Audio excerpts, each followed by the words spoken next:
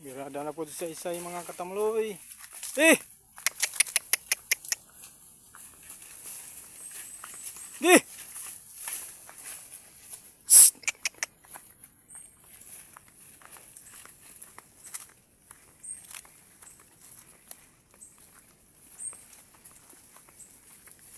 Mayong buntag na sa kapwa na ako magkagabayo. Amping tatanaw sa tabiyahe permanente. So naka-extra na po mi no. Naka-extra na po si Saysay. May na lang pang palit na mag-pollard mga katamloy. Eh! Pero mayroong salang papay usa na lang kabalik. Kay murag 900 naman ni kabuk. Bersay, bersay.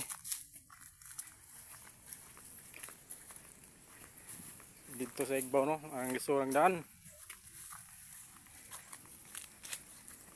So, diyan ata sa patag-patag medyo kayo bantok man po ng lianan mga katamloy no.